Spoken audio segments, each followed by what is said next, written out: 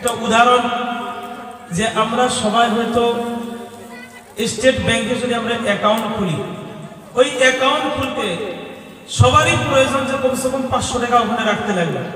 আর যদি আমরা এটিএম নিতে চাই তাহলে কমসে কম 1000 টাকা ওখানে আমাদের ব্যাংক ব্যালেন্স থাকা লাগবে, তাহলে স্টেট ব্যাংকে আমার খাতা খুলব। এখন আমি স্টেট ব্যাংকে খাতা খুললাম, খাতা খোলার পরে দেখলাম আমার অ্যাকাউন্টে আমি 5000 টাকা রাখি, কিন্তু আরেকজন ব্যক্তি ওই স্টেট ব্যাংকে ওরই অ্যাকাউন্ট আছে, কিন্তু ওই অ্যাকাউন্টে কোটি কোটি টাকা আছে। তো এই দুইটা অ্যাকাউন্টের ভিতরে কত পার্থক্য! ওরও অ্যাকাউন্ট আছে এবং আরেকজনের অ্যাকাউন্ট আছে, একজনের অ্যাকাউন্টে 5000 টাকা, আরেকজনের অ্যাকাউন্টে আছে 1 কোটি টাকা। যেভাবে তফাৎ যত কম বেশি হতে পারে, তদ্রূপ একজন মানুষ যখন নামাজ পড়ে, আমরা যখন ওযু করি, কাপড় পাক করি, মসজিদে যাই কিবলার দিকে, যেগুলা আহকাম আরকান আদায় করার পরে আমার নামাজ যখন শুদ্ধ হয়, এটা আমার নামাজ শুদ্ধ হলো, কিন্তু এই নামাজের ভ্যালু কত?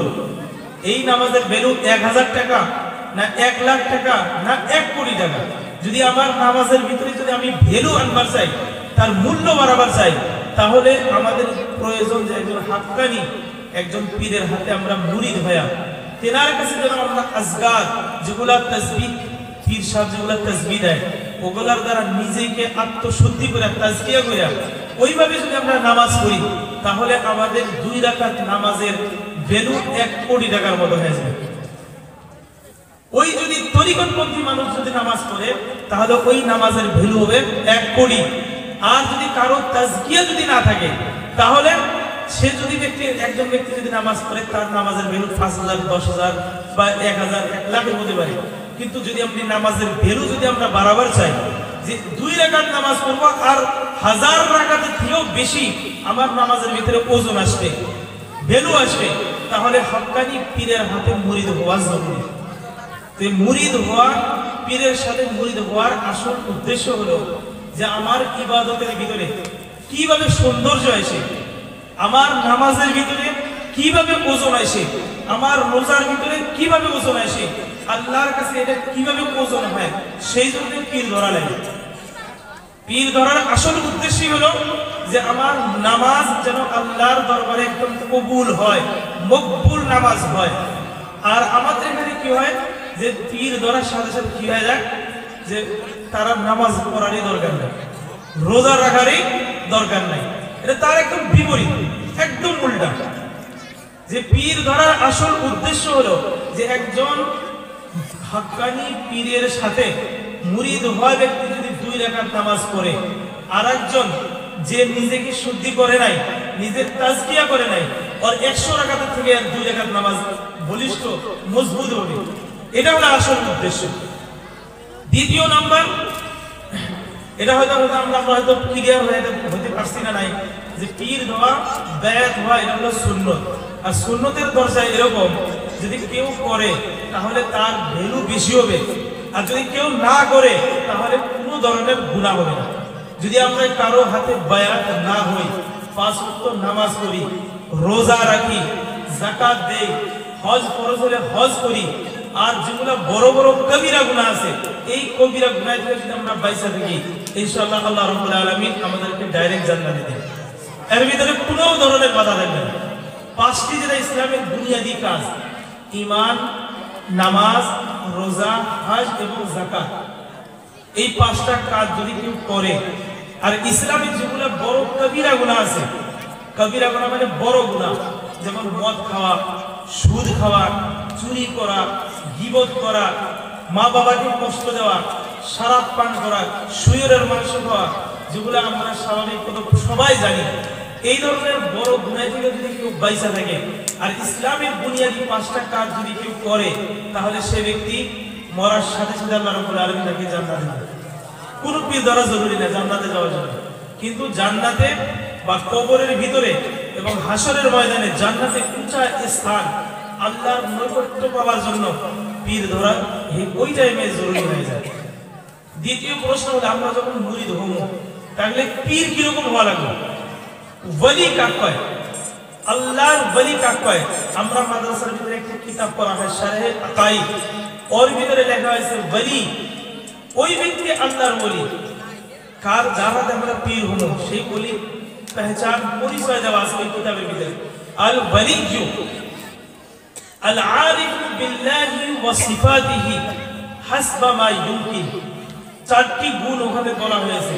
যে এক নাম্বার গুণ, সেই ব্যক্তি আল্লাহ রাব্বুল আলামিন এবং আল্লাহর সিফাতকে, আল্লাহর জাত এবং আল্লাহর সিফাতকে যথাসম্ভব সে জানে, যতটুকু জানার প্রয়োজন সে জানে। আল্লাহ রাব্বুল আলামিনের পরিচয় যে আল্লাহ কিরকম, আল্লাহ কত বড়, আল্লাহ কিরকম দেখা যায়, আল্লাহর পরিচয় আমাদের দিমাগের ভিতরে আসবে না। হযরত আশরাফ আলী থানভী রাহমাতুল্লাহ আলাইহি বলছে যে আল্লাহর মারিফত হলো এক সমুদ্রের মতো। একটা সমুদ্র যত কত বড় হলো আল্লাহর মারিফত, আর মানুষের দিমাগ হলো একটা গ্লাসের মতো।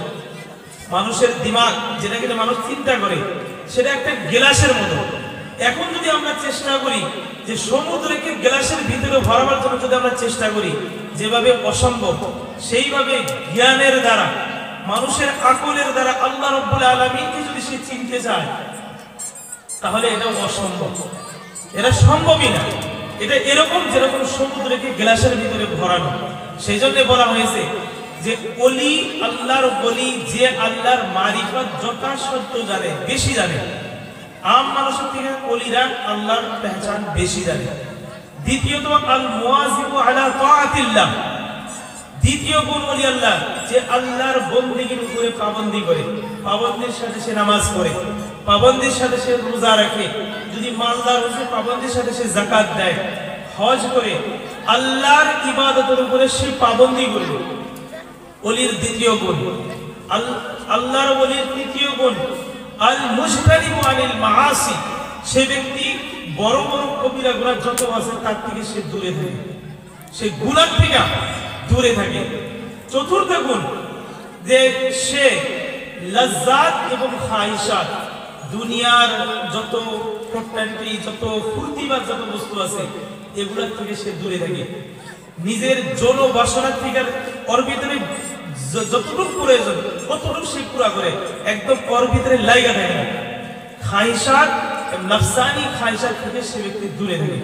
এখন একজন আল্লাহর ওলি যার হাতে আমরা পীর হব, তাকে দেখতে লাগবো যে সেই পীর আল্লাহকে কতটুকু জানে, সে আল্লাহ এবং আল্লাহর সিফাত মারিফাতের বিষয়ে সে কিছু জানে কি না। দ্বিতীয় নাম্বার সে আল্লাহর বন্দেগী করে কি না। তৃতীয় নাম্বার সে গুনাহ থেকে বাইসে থাকে না নাই। তৃতীয় নাম্বার সে দুনিয়ার রং তামাশা থেকে সে দূরে থাকে কিনা। যদি থাকে তাহলে সেই ব্যক্তি আল্লাহর ওলি। এরকম ব্যক্তি বলা হয়েছে যে কোনো ব্যক্তির হাতে যখন মুরিদ হলো, মুরিদ হওয়ার আগে তার কাছে যায় না, কয়েকদিন বসা লাগে। আগে তেনার মজলিসে যায় তোমরা বসো, দুই একদিন বসো, বসার পরে দেখা লাগবে যে আমি ওনার বগলে বসলে পারে আখিরাতের কথা মনে হয় না দুনিয়ার কথা মনে হয়। যদি দেখা গেল ওনার বগলে বসলে, ওনার আলোচনা শুনলে দুনিয়া থেকে দিন আখিরাতের দিকে যায়, আখিরাতের কথা বেশি মনে পড়ে, দুনিয়ার কথা কম মনে পড়ে। যার মনে গিয়ে আল্লাহ এবং আল্লাহর রাসূলের কথা স্মরণ করে, এরকম ব্যক্তির হাতে মুরিদ হওয়া যায়।